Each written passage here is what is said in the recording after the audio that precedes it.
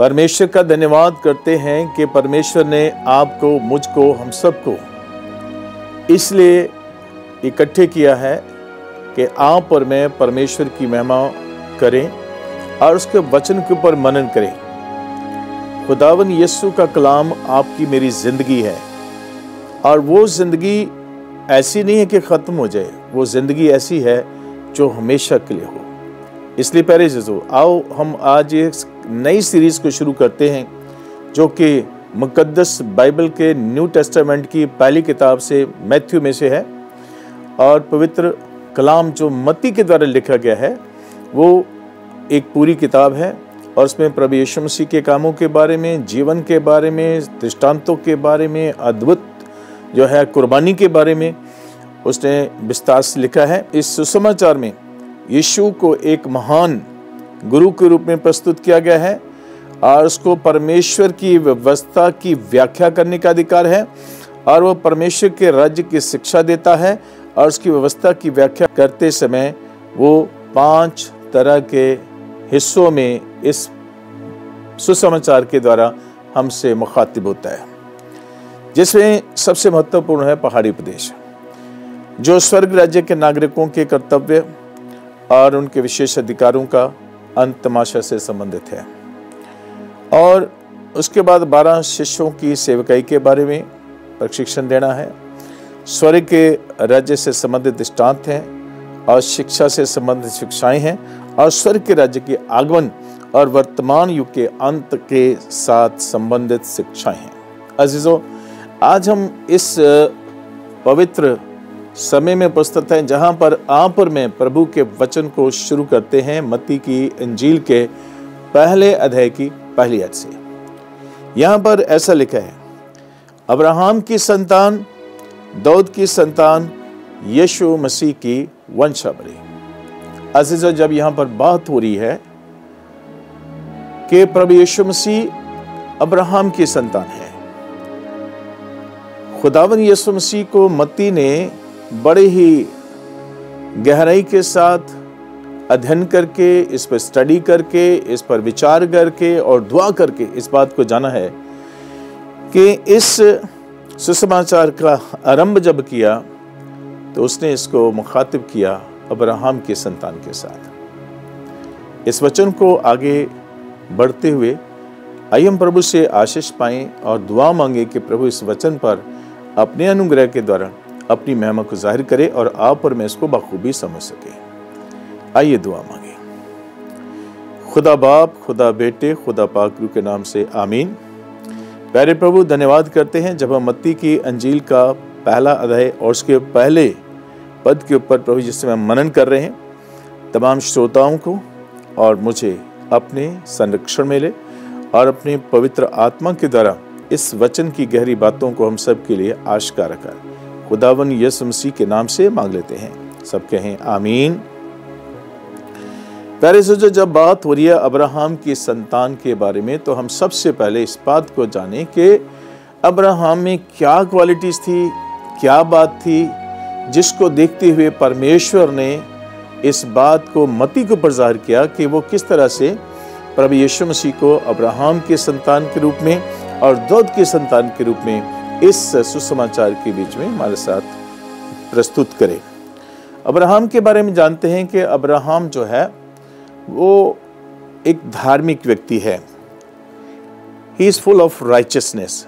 Abraham की धार्मिकता इस बात से प्रमाणित होती है कि वो एक ऐसे समाज में रहता है जहाँ पर ऐसे लोग रहते हैं जिनके अंदर परमेश्वर का डर, खौफ नहीं है, बल्कि वो तमाम तरह के ऐसे रीति रिवाजों की उपासना कर रहे हैं जो परमेश्वर के इच्छा के अनुसार नहीं है। जैसा कि उसका पिता और उसके भाई, उसका पिता एक व्यापारी था और वो बुतों का बनाने वाला था और जब बुतों को बनाता था तो बुतों को वो अपनी कल्पना के हिसाब से अपने तरीके से बनाता था और उसकी एक कथा कहानी लिखता, उस कहानी के अनुसार उसका काल्पनिक एक रूप बनाता और फिर उसका चित्र बनाता और चित्र बना के उसको वो आगे मार्केट में बेचता था। और यही बस नहीं, उसके साथ जुड़ी ही पूजा सामग्री, पूजा का तरीका, उसका बुकलेट भी साथ में देता था। उससे क्या होता था कि लोगों के बीच में उन मूर्तियों को खरीदने और उनकी उपासना करने की उत्सुकता होती, लेकिन अब्राहम अपने बाप से, अपने भाइयों से और उस समाज से इस बात के साथ कभी सहमत नहीं हुआ, क्योंकि उसका मानना था कि परमेश्वर की तुलना किसी बुत से, किसी चित्र से, किसी मूर्ति से नहीं की जा सकती। गॉड इज गॉड, और हम उसको किसी भी चीज़ के साथ उसको तुलना नहीं कर सकते। प्रभु की महिमा सिर्फ और सिर्फ प्रभु को ही दी जानी चाहिए। इसलिए यशायाह 51 उसके 1 अध्याय में लिखा है, हे सब धर्म पर चलने वालों, हे यहोवा को ढूंढने वालों, कान लगाकर मेरी सुनो। जिस चट्टान में से तुम खोदेगे और जिस खदान में से तुम निकालेगे उस पर ध्यान करो, और अपने मूल पुरुष अब्राहम पर ध्यान करो, अपनी माता सारा पर ध्यान करो। जब वो अकेला था तब मैंने उसे बुलाया, आशीष दी और बढ़ा दिया। ये इस बात का प्रमाण देता है कि he was the only righteous person on those people, those who are unrighteous। वो ऐसे लोगों के बीच में अकेला ही जो है व्यक्ति था जो धर्म, सत्य और न्याय का पालन करता था, जो परमेश्वर की महिमा परमेश्वर को देता था, जो परमेश्वर के लिए भूख और प्यास लगता था, और उसके अंदर जो परसिवरेंस इन फेथ वो ये थी कि वो खुदा से मोहब्बत करता और खुदा की तलाश में रहता था, और उसके लिए वो किसी के साथ भी कहीं भी वो अड़ सकता था, लड़ सकता था, खड़ा हो सकता था। And this way he was full of righteousness. इस तरह से वो पूरी तरह से धार्मिकता से भरा हुआ था। और दूसरी उसके अंदर क्वालिटी थी, he was man of peace. वो मिलनसार व्यक्ति था, और जिसका प्रमाण इस बात से मिलता है कि जब वो अपने भतीजे को साथ लेकर के अपने उस सफ़र के ऊपर चला जिस सफ़र के लिए खुदा ने उसको बुलाया था, और उसका ये सफ़र परमेश्वर के हुक्म के अनुसार था। परमेश्वर ने उसको आज्ञा दी कि अपने बाप के घर को छोड़, अपने जन्मभूमि को छोड़, अपने रिश्तेदारों को छोड़, और उस मुल्क की ओर चल जो मैं तुझे और तेरी संतान को देने वाला हूँ। अजीजों, हकीकत ये है कि जब अब्राहम की बुलाहट हुई, उत्पत्ति 12 अध्याय में इसका जिक्र आएगा, जब उसकी बुलाहट हुई तो उस समय उसकी उम्र 75 साल की थी और उसकी पत्नी की उम्र 65 साल की थी। और हैरानी की बात यह है कि सारा बांझ थी और अब्राहम 75 साल का था और उनका अभी तक कोई बच्चा नहीं था। लेकिन उसके साथ एक प्रॉमिस क्या है? प्रॉमिस ये है, उस मुल्क की ओर जा जो मैं तुझे और तेरी संतान को देने वाला हूं। सी, अब्राहम का विश्वास देखिए।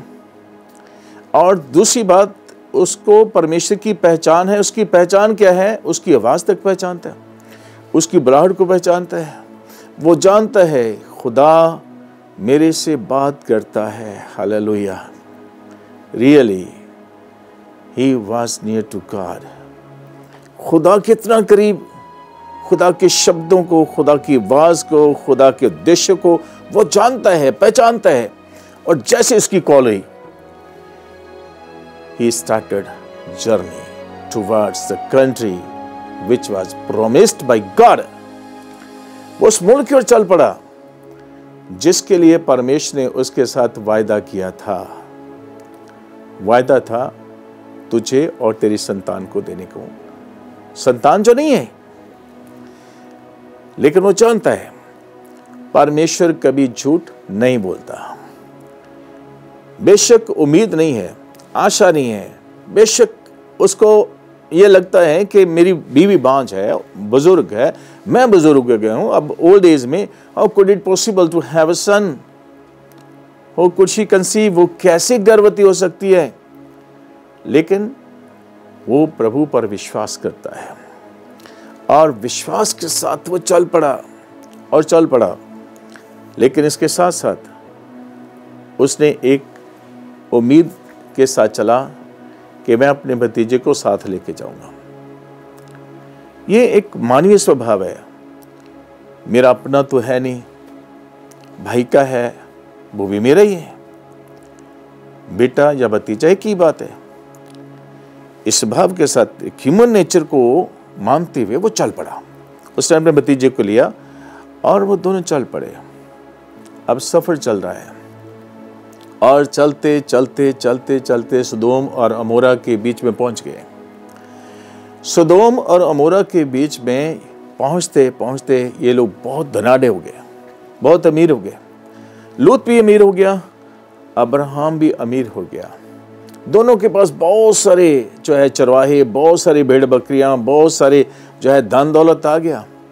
और जब धन दौलत आया तो उनके चरवाहे बढ़ गए। और अब चूंकि भेड़ों की, बकरियों की, गाय बैल की गिनती बढ़ गई और अब उनके लिए चराइयां जो है कम होने लगी, तो चरवाहों के बीच में झगड़ा हुआ। अजीजों, अब्राहम मिलनसार व्यक्ति है। जब चरवाहों के बीच में झगड़ा हुआ, उसने दूर अंदेशे से देखा, आज चरवाहे लड़े, कल हम लड़ेंगे। उसने लूत को बुलाया, बेटा हम दोनों कुटुंबी हैं, एक घराने के हैं, भाई बंधु हैं, और मैं नहीं चाहता कि कल को हम लड़ाई करें। आज चरवाहे लड़ने, कल हम लड़ेंगे। इसलिए अच्छा यह है कि जो तुझे अच्छा लगता है वो कर, जो तुझे अच्छा चाहिए वो ले ले। और लूत ने आंखें उठा के देखा, जो अच्छी अच्छी अच्छी अच्छी चराइयां थी सब उसने कहा ये मेरा है, ये मेरा, ये मेरा, ये मेरा, सारा लाके उसने चुन लिया। Abraham, he was the man of God, he was the man of peace। वो मिला पड़ा व्यक्ति था, खुदा के साथ चलने वाला था। उसको पता था, परमेश्वर ने कहा जिस भूमि पर तू पैर रखेगा मैं उसे जरखेज बना दूंगा, उसे उपजाऊ कर दूंगा। वो मरमे के जंगलों की ओर चल पड़ा जो उजाड़ थे, बंजर थे।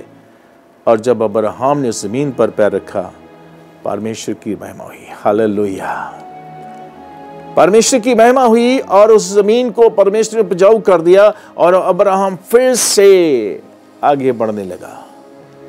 इस बीच में एक तीसरा कॉन्सेप्ट आता है और वो कॉन्सेप्ट क्या है?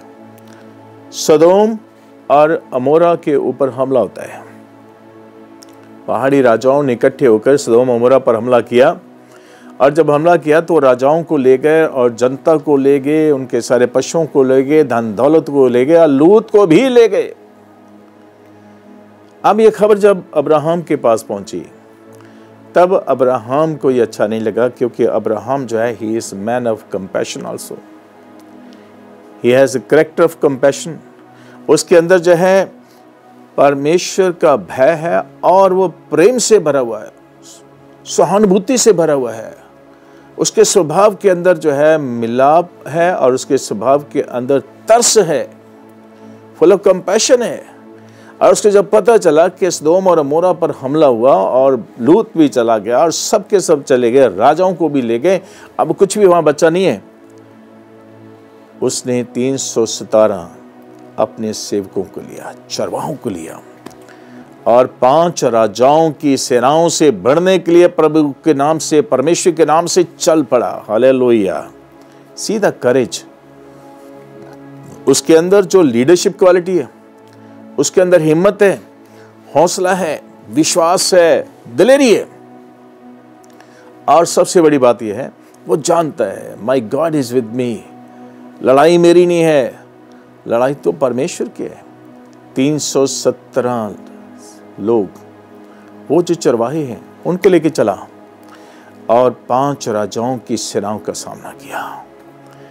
बाइबल मुकद्दस बताती है एक सूत्र भी उसने पीछे नहीं छोड़ा, सब लेके आया, सब लेके आया, सब कुछ वापस लेके आया। और जब वापस लेके आया उसने लूट का दशमांश जो है अब शालोम को दिया, शालोम के राजा को दिया। अजीजों, परमेश्वर धन्यवाद चाहता है। जब भी हम विजयी होते हैं, किसी काम के ऊपर सफल होते हैं, हमें परमेश्वर को धन्यवाद देना है, उसकी उपासना करनी है, उसकी महिमा करनी है। और इस तरह से हम देखते हैं कि वो इंसान जो अब्राहम है वो खुदा का खौफ मानता है, विश्वास के साथ चलता है और लड़ाई को जीता साधारण मनुष्यों के साथ। He fought a fight and win। Hallelujah. जीता, जीत हमारी है। विश्वास रखिए, परिस्थितियां कैसी भी हो सकती हैं, हालात कैसे भी हो सकते हैं, विश्वास के साथ अब्राहम की तरह आगे बढ़ना है।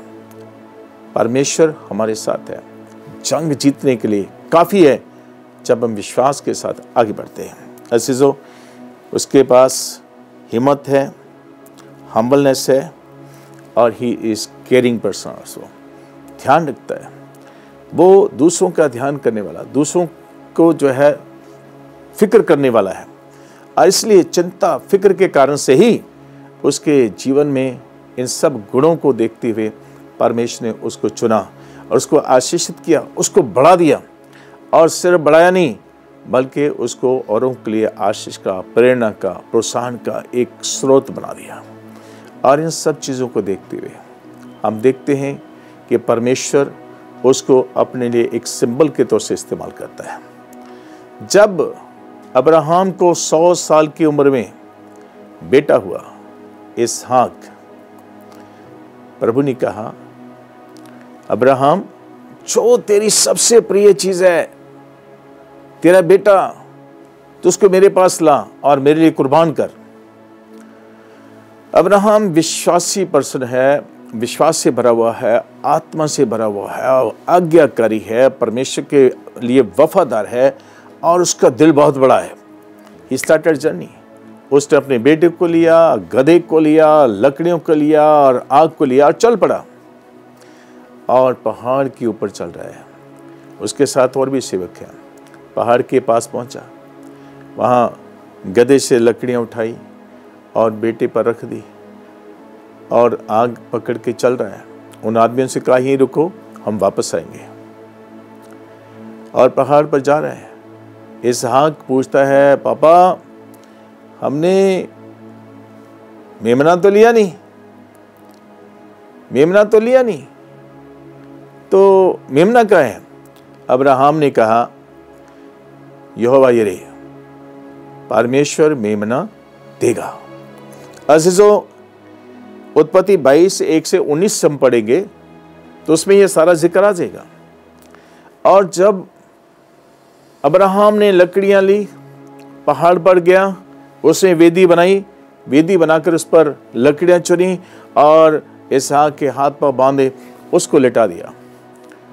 खुदा की ओर देखा, धन्यवाद किया और छुरी उठाई और अपने बेटे को कुर्बान करने के लिए उसका हाथ उठा।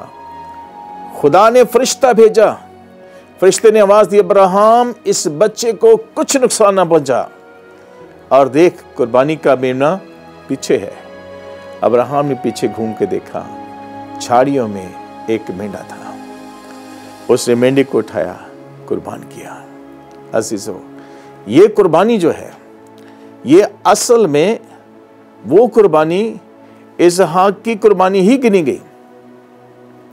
और जब कुर्बानी इसहाक की गिनी गई तो खुदा बाप ने कहा, तूने अपने बेटे को भी मेरे लिए नहीं रख छोड़ा है, इसलिए मैं तुझे कौमों का पिता ठहराऊंगा। हालेलुया।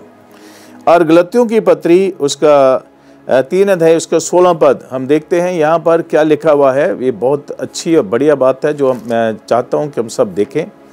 गलतियाँ 3:16 यहाँ लिखा है, अतः प्रतिज्ञाएं अब्राहम को और उसके वंश को दी गईं, और वह ये नहीं कहता वंशों को, जैसे बहुतों के विषय में कहा गया, पर जैसे एक के विषय में कि तेरे वंश को, और वह मसीह है। यहां से पता चलता है कि मत्ती ने यीशु मसीह को अब्राहम की संतान क्यों कहा। यह कॉन्सेप्ट है जिसको लेकर के मत्ती ने प्रभु यीशु मसीह को उसके सुसमाचार को बताने के लिए यहां से शुरू किया। अब्राहम की संतान, दाऊद की संतान, यीशु मसीह की वंशावली। अजीजों, ये शुरुआत है। यहां से हम शुरू करते हैं परमेश्वर का वचन, सुसमाचार, जहां मत्ती ने स्टार्ट किया। हम इसके आगे और भी चलेंगे और भी जानेंगे कि किस तरह से अब्राहम की संतान, दाऊद की संतान प्रभु यीशु मसीह है। और इसके आगे के जो एपिसोड होंगे उनमें मैं बताऊंगा कि प्रभु यीशु मसीह किस तरह आपके और मेरे जीवन में अपनी महिमा को प्रकट करता है। इस सुसमाचार के द्वारा हम और आशीषित होंगे, बहुत कुछ जानेंगे। देखते रहिए और सुनते रहिए, दुआ करते रहिए। आशीष आपकी है, खुदा आपका है, खुदा की बरकतें भी आपकी हैं। परमेश्वर आप सबको आशीष दे, प्रभु में बढ़ने का बल बहुत का जीवन दे। जय मसीह की। प्रभु आपके साथ।